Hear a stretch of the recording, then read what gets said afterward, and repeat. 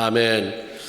구약 성경 시편이 총 150편으로 되어 있는데 그 중에 성도들에게 사랑을 받아서 가장 많이 읽히고 암송되는 시편이 바로 이 23편입니다.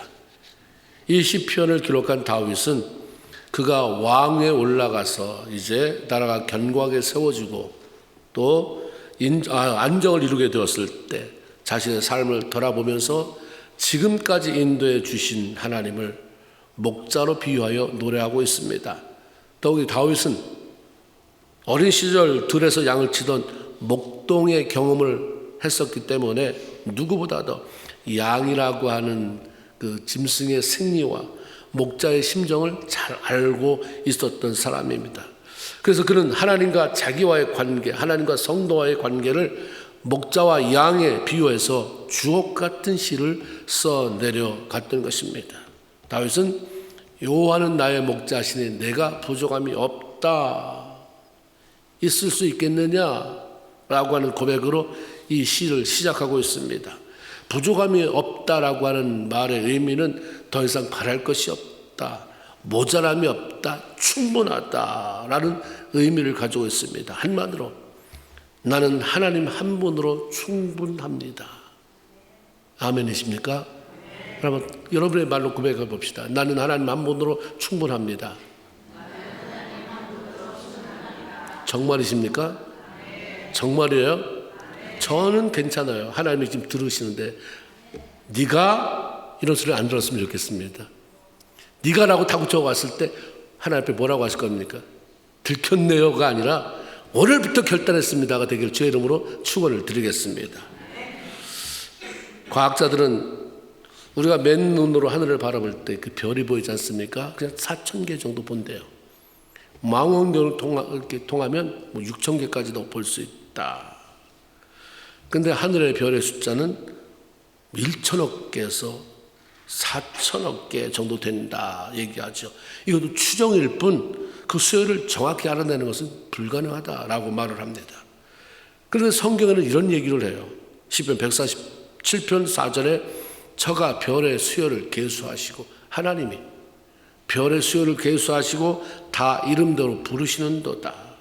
사람은 그 숫자를 헤아리는 것도 어려운 별들을 하나님은 그 숫자가 얼마나 되는지 정확히 알고 계실 뿐만 아니라 대충 1억 개라고 칩시다. 1억 개 별의 이름을 다 안다. 에이, 그렇게 비교하지 말라니까요. 내 생각은 내 생각과 다르고 내 길은 내 길과 달라서 하늘이 땅보다 높은 것 같이 나하고 나는 비교가 안 되는데 자꾸 나를 네 지식 속에, 네 경험 속에 집어넣으니까 네 꼴이, 예수 믿어서 그 꼴이야. 하나님을 인정해. 때로는 네가 나보다 높은 체하고 잘난 척하고 네가 마음대로 싹둑싹둑 잘라내니까 네 인생에 발전이 없지. 가능하다는 거예요. 하나님이 욥에게 38장 18절에 보면 욥의 세 친구가 더불어 막 이 논리 저 논리 가지고 말싸움이 일어나니까 하나님은 다 정리해 주잖아요. 너 이거 알아? 이거 알아? 이거 알아? 하면서 그 중에 하나가 뭐냐면 이 땅의 넓이를 네가 측량할 수 있느냐? 동에서 그 서까지, 남에서 북까지 너 그거 다 알아? 그거? 불가능한 일인데 하나님 알고 계시다는 거야. 그러면 하나님 앞에 잠잠해. 어떻게 이것이 하나님 앞에 가능한가? 그 하나님은 천지전능, 모르는 것이 없고 능함이 없는 분이기 때문에 이게 가능한 것입니다. 누가복음 18장 27절에서도 예수님이 인정하잖아요. 무릇 사람으로서는 할 수 없거니와 하나님은 다 할 수 있다. 여기서 우리의 신앙이 출발되기 시작하면 넘어가져요. 해결이 가는 걸 보게 됩니다. 그렇게 서두르지 않아요. 그렇게 막 아우성치지 않습니다. 세상에 금방 내일 끝날 것처럼 그렇게 고통스러워하지도 않습니다. 이런 하나님보다 나를 더 잘 돌보아 줄 사람이 이 땅에 존재하지 않습니다. 그러게 다윗은 이런 하나님이 나의 목자가 되는데 도대체 뭐가 부족하다는 것이냐? 하나님 한 분이면 충분하다라고 이렇게 소리 높여 선포하고 있는 것입니다. 그러면 다윗의 목자 되신 하나님이 여전히 나의 목자도 되시는가? 우리 때로는 그 부안해도 남이 그러니까 그렇게 나도 구원받았다니까 나도 같은 교회 다니니까 구원받았겠지. 똑같은 자리에서 예배 드리는데 다윗이 하나님이 나의 목자라니까 나도 하나님이 나의 목자겠지. 아니요. 목자가 될 수 있는 하나님이 다윗의 목자가 된다면 너의 목자가 된다? 될 수도 있고 아닐 수도 있는데 된다고 하면 그 근거가 뭐냐. 요한복음 10장 11절에 보면 예수님께서 이런 말씀합니다. 나는 선한 목자라. 선한 목자는 양을 위해서 목숨을 바친다. 예수님은 우리의 선한 목자가 되시기 위해서 십자가에서 목숨을 바쳤잖아요. 우리의 죄를 한 몸에 지시고 돌아가셨습니다. 이게 안 믿어지니까 고통스러운 거예요. 예수 믿으면서. 왜 예수님 십자가에 달려 돌아가셨다는데 이론적으로는 아는데 왜 마음에 안 와닿냐? 그분의 피가 수없이 많은 사람한테 흘렸다면 나한테는 도대체 뭐냐? 안 와닿는 거예요. 그러다 이 예수를 믿고 하나님을 섬기며 살아갈 때에 예수님이 목자가 되니까 우리도 하나님의 돌보심을 받는 양으로서의 삶을 살아갈 수가 있게 된다는 논리가 되는 거죠. 구원받으면 하나님의 자녀가 되고 하나님의 자녀가 된다면 예수 그리스도의 목자 되신 예수 그리스도의 양이요 하나님의 양으로서 돌보심 속에 있다라고 하는 확신을 가지고 살아갈 수 있게 되는 것입니다. 그렇다고 한다면 우리도 삶 속에서 다윗처럼 여호와는 나의 목자가 되시기 때문에 나는 더 이상 바랄 것이 없습니다. 하나님 한 분이면 충분합니다. 이것을 경험하며 살아가야 되는 거겠죠. 여호와는 나의 목자다. 끝. 그래서 그 여호와가 너의 목자이기 때문에 어떻다는 것이냐. 네 삶에 뭔 변화가 있는데 어떤 혜택을 보고 샀는데가 경험되어야 하는 거죠. 2절부터 다시 다윗은 지난날 자신의 경험을 통해서 자기 양들을 어떻게 이끌어 가시는 목자인지 그 하나님은 어떤 목자인지 구체적으로 알려주고 있습니다. 하나님은 나에게 이런 목자셨다. 그럼 여러분에게도 이런 목자가 되신다. 첫째 목자 되신 하나님은 양들의 우리들의 필요를 충분히 공급하시는 분이다. 2절에 보니까 푸른 초장에 누시며 쉴만한 물가로 인도하신 하나님, 이 말씀을 고백하고 있습니다. 양들처럼 그 식욕이 풍성한 그런 동물이 없다고 그러네요. 계속 먹어도 된다. 양들에게 필요한 것은 배고픔을 채울 수 있는 싱싱한 풀, 목마른 해결할 수 있는 물입니다. 이것은 양들의 생존에 있어서 가장 필요한 것이고, 그래서 목자는 양들에게 알아서 너 풀 필요하지? 너 물 필요하지? 알아서 먹어, 뜯어 먹어. 돌아다니면서 알아서 물 마셔가 아니라 직접 자기 양을 이끌고 풀 초장이 있는 곳으로 몰고 가기도 하고 잔잔한 물가로 마실 물이 있는 물가로 끌고 가서 누리게 한다. 그 목자가 바로 우리 주님이시다. 하나님은 우리의 삶에 필요한 것을 넉넉히 공급하시는 그런 분. 이게 확신되면 그렇게 사는 것, 먹고 사는 것 때문에 그렇게 염려하지 않습니다. 빌립보서 4장 19절에 나의 하나님이 그리스도 예수 안에서 영광 가운데 너희 쓸 것을 그 풍성한 대로 너희 모두 쓸 것을 채워주시리라 이렇게 말씀하셨어요. 사도 바울은 한 번도 여기에 대한 의심이 없었어요. 그러니까 그 많은 선교지를 다니면서도 그냥 자비랑을 해가면서도 먹는 것 때문에 사는 것 때문에 고민하지 않았어요. 어떻게 하면 하나님의 영광을 돌릴까가 제 삶의 모토였고 전부였습니다. 우리 삶 속에 풍성한 것을 채워주시는 목자 되신 하나님이시니까 양된 우리들에게 그렇게 말씀하시는 거예요. 염려하지 말아라. 내가 얘기했지? 내 필요를 채우는 너의 목자라고 얘기했지? 그럼 염려하지 말아라. 대신 기도하면서 나를 바라봐라 라고 말씀하시는 것입니다. 떠나 목자 되신 하나님은 우리의 영혼을 소생시키는 분이다 라고 말씀하죠. 3절 내 영혼을 소생시키시고 소생시킨다. 다시 일으킨다. 넘어진 곳에서 붙잡아 일으킨다. 깨어진 곳에서 다시 회복시킨다. 새롭게 한다. 되돌린다 라는 의미를 가지고 있습니다. 그러면 누군가를 소생시킨다는 것은 그 사람이 넘어지고 깨어지고 뭔가 회복 불가능한 상태에 있기 때문이죠. 그렇기 때문에 회복이 필요하다.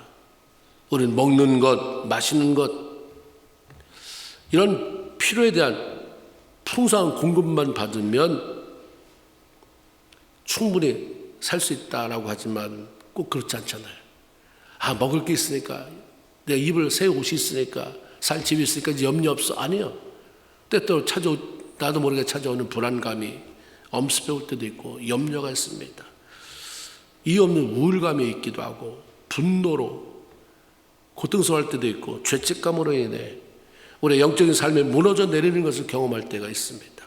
우리 딱히 얘기할 거리가 아니니까 남한테 얘기하지 않지요.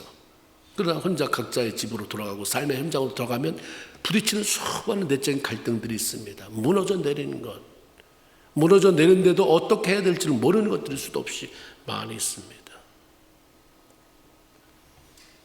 영적인 삶이 무너져 내리면 우리는 의욕이 상실됩니다. 기쁨이 상실돼서 마지못해 살아가는 상황으로 떨어지기도 합니다. 이때 우리 삶의 회복이 반드시 필요한 거죠. 회복. 다시 일어서는 것, 다시 새로워지는 것. 잘 먹고 마시고 좋은 차나 허원한 집에 산다고 해서 그들의 삶의 질을 높이거나 만족을 주지는 못합니다. 영적으로 죽으면 삶이 암흑이에요.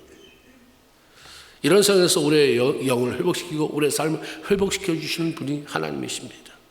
짐승들은 가끔 뒤집어지기도 하고 개나 고양이는 일부러 주인한테 잘 보이기 위해서 그냥 뒤집어지기도 하고 그렇지만 짐승들이 이렇게 잘 뒤집어지는데 대부분의 짐승은 어디에 걸려서 넘어지거나 쓰러져서 뒤집어지더라도 좀 시간이 지나면 다시 원상태로 이렇게 일어서서 걸어간다고 그래요.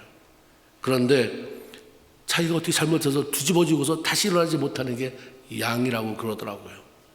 양은 자기가 뒤집어졌는데 두 다리를 들고 그냥 벌벌 떨고 있지 다시 돌아서지 못하고 그대로 놔둔 채 놔두면 그냥 방치가 되면 시간이 지나면 죽는 경우도 있다고 그래요. 그래서 목자가 반드시 뒤집어 줘야 산다고 하죠. 목자가 외면하면 살 수 없는 짐승이 바로 양입니다. 양이 뒤집어지는 이유 가운데 하나는 욕심에 이렇게 움켜쥐고 더 많이 먹고 그래서 비대해지기 때문이다라고 말합니다. 그래서 다윗은 우리의 목자 되신 하나님은 내 영혼을 소생시키는 분이다라고 말씀합니다. 다윗이 왜 내 영혼을 소생시키는 분이라고 했을까? 자기가 뒤집어지는 경우가 있었기 때문이에요. 자기가 깨지는 것을 경험한 경우가 있었기 때문입니다.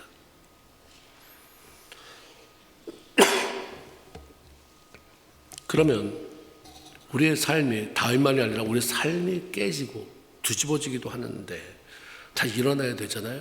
그 먼저 기본적으로 왜 내 삶이 뒤집어지나, 왜 깨지는가, 여러 가지 많은 이유가 있을 수 있지만 한 가지 가장 중심에 놓을 수 있는 한 가지는 바로 욕심입니다. 하나님의 간섭을 받지 않고 내 마음대로 살고 싶어하는 욕심. 난 욕심 없는데 내 마음대로 살고자 하는 게 세상에 대한 욕심 아닙니까?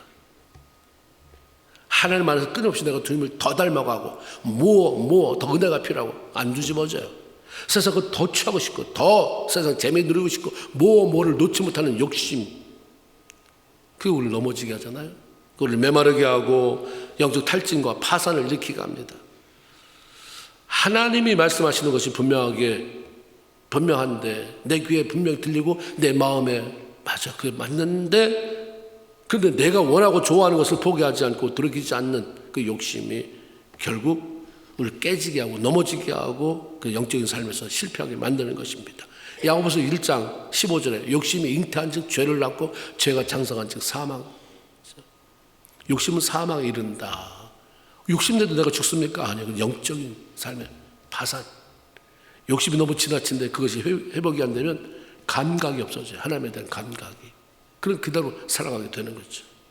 미국 나이아가라 폭포에서 겨울철만 되면 폭포 밑쪽에서 독수리의 시체가 간간히 발견된다고 합니다. 하늘의 제왕이라고 말하고 날개가 1m가 되는 그런 독수리가 왜 폭포에 빠져 죽는가? 그 일을 알아봤대요. 겨울철이 되면 나이아가라 폭포 상류에서 추운 지방에서 죽은 양이 얼음에 묻혀서 떠내려 폭포 쪽으로 흘러내려온다고 합니다. 그때 폭포 상공을 날고 있던 독수리는 얼음에 살짝 얼어붙은 그런 양의 사체를 발견하고 그걸 먹기 위해서 내려앉아서 날카로운 발톱으로 얼음을 움켜쥐고 그 부리로 죄송합니다.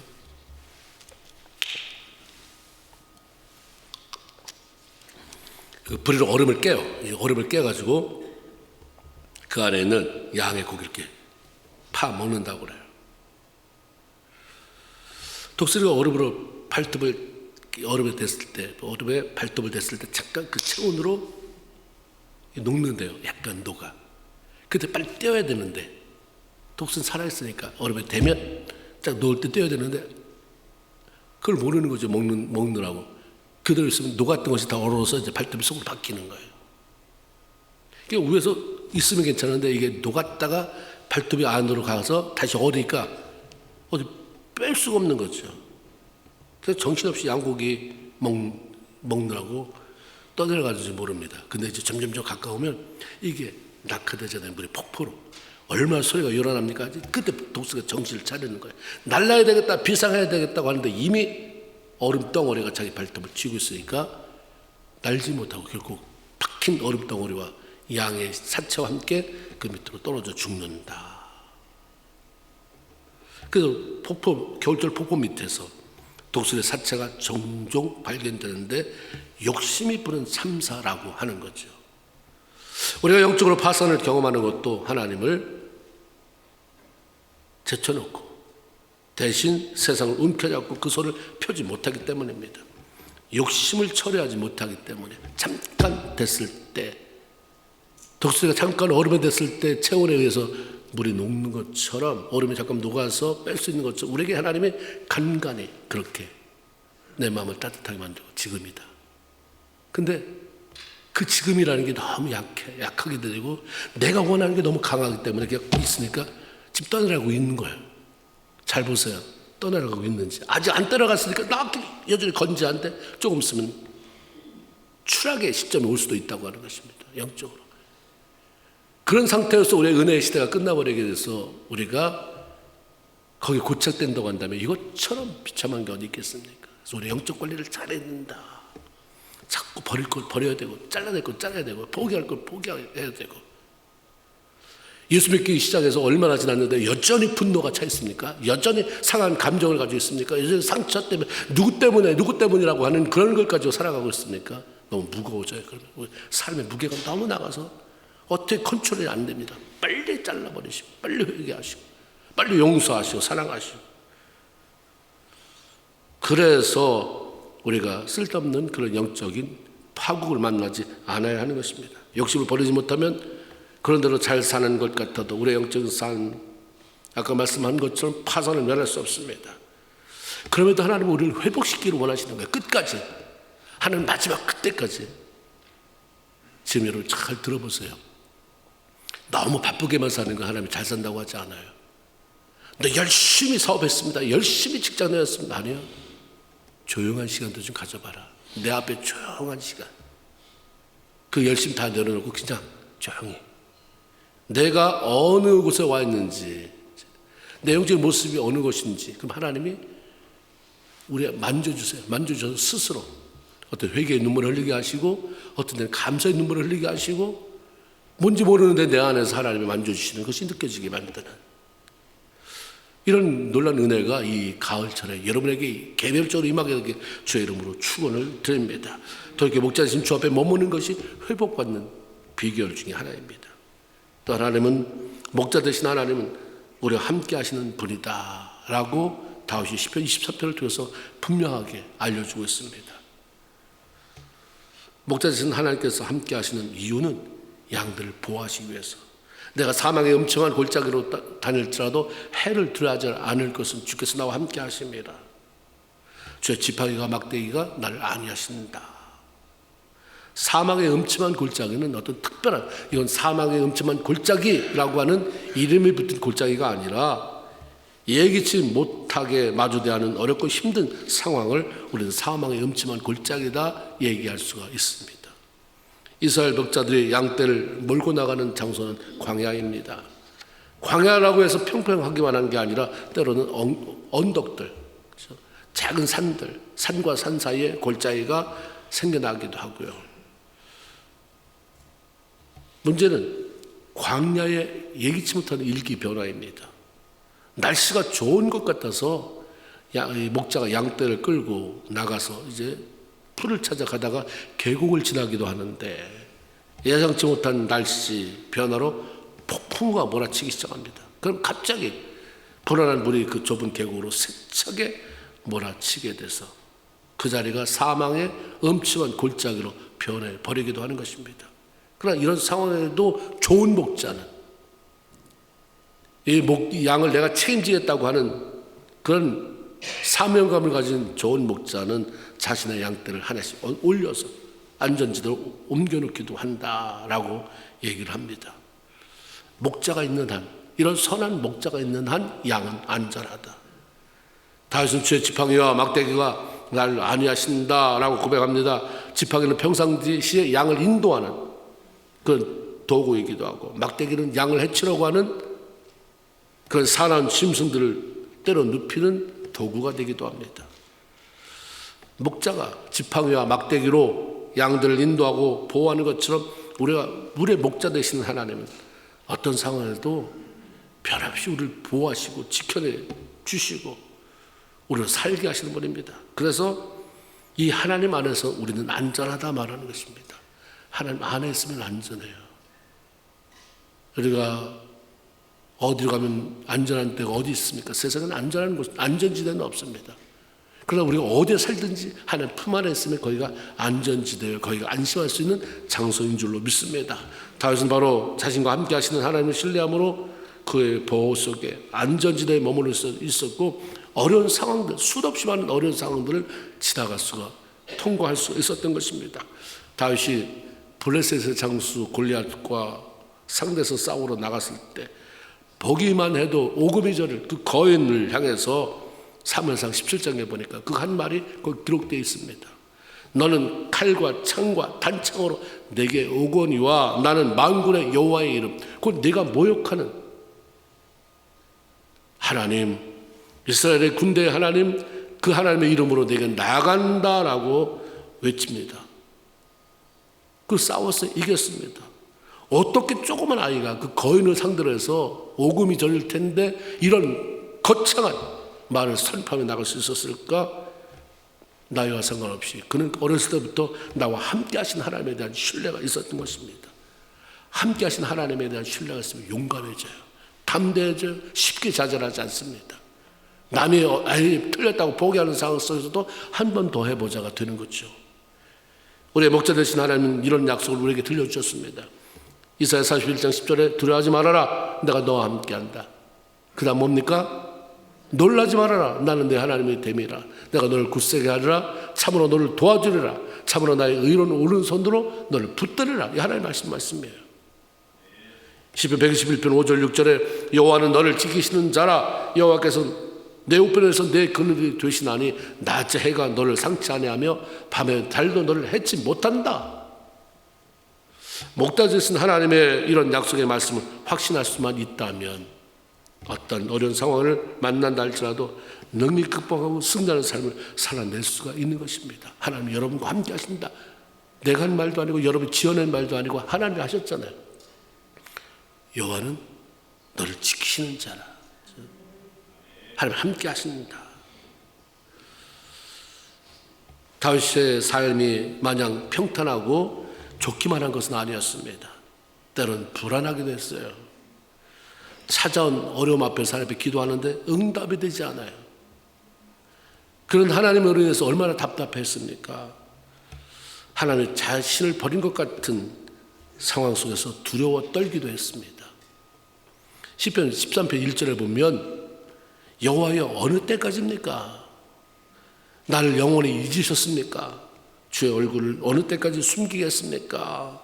다윗이 사울에게 쫓겨서 오랜 방랑 생활을 하다가 영혼이 이제 지쳐버렸습니다. 더 이상 버텨낼 힘이 없을 때 하나님 앞에 드렸던 탄식 기도입니다. 다윗도 이런 때가 있었어요. 우리가 보면 저 사람 다 괜찮은 것 같지만, 문제 없는 사람이 없고 다 통과한 것 같지만, 지금 잘 사는 것 같지만, 돌아보면 아, 그 사람도 다 겪었구나.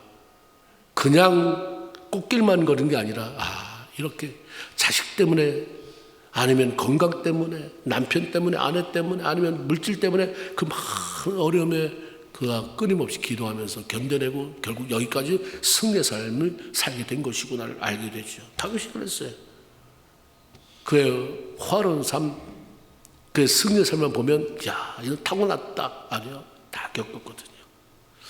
이런 시간들 다 지나고 하나님의 약속대로 자신이 왕 위에 올랐잖아요. 그래서 평안한 시절을 보내게 됐습니다. 그때 이제 되돌아보는 거예요. 지난해 고문이 어려웠던 시간들 속에서 하나님 끊임없이 은혜가 부어주셨구나. 하나님의 은혜가 내 삶에 부어졌구나. 힘들었다고 생각했던 모든 순간들도 나를 세우기 위한 하나님의 훈련 과정이었구나 알게 된 거죠. 목자이신 하나님께서 한치의 오차도 없이 내가 그렇게 답답해할 때도 하나님 어디 계십니까? 왜 대답 안 하십니까? 왜 내 기도에 응답하지 않습니까? 내 얼굴을 숨기십니까? 날 버리셨습니까? 했을 때도 하나님 계속해서 말씀만 없었지 나를 위해서 일하셨고 나를 이끌어 오셨고 한치의 오차도 없이 내 인생의 주인이 되셔서 이끌어 오셨구나를 알게 된 것입니다. 그래서 그가 내린 결론이 6절이에요. 주의 신실하심과 한과 같은 사랑, 그 사랑이 평생 나를 따를 것이니 내가 여호와의 집에 영원히 거하리로다. 지금까지 인도해 주시고 공급해 주시고 보호해 주시고 함께 해 주신 좋으신 하나님은 여기가 끝이 아니라 앞으로 그렇게 하실 것이다. 내 삶이 닿을 때까지 그렇게 할 것이니 그러면 나는 뭐 할 것이냐. 하나님이 지금까지 했던 것처럼 그렇게 할 것이니까 나는 남은 날들 동안 여호와의 집에 살겠다 말합니다. 여호와의 집에 영원히 거하리로다. 그건 교회에 살겠다는 겁니까? 그 말이 아니라 하나님을 찬양하며 하나님과 동의하는 삶을 살겠다고 하는 결단인 거죠. 이 고백이 하나님 우리를 통해서 원하시는 거예요. 나는 성실하게 너의 평생 닿을 때까지 너의 목자가 될 것이다. 인도할 것이다. 공급할 것이다. 보호할 것이다. 그래서 너는 여호와의 집에 하나님을 찬양하는, 하나님을 영화롭게 하는 동의하는 삶을 살아라. 이런 하나님의 말씀이 이 시편 안에 들어있는 것인데 그 고백, 그 하나님의 말씀 앞에 우리가 다 같이 아멘으로 고백하면서 날마다 승리의 삶을 살아가는 저 여러분 다 되기를 주의 이름으로 축원을 드립니다. 아멘. 기도합시다.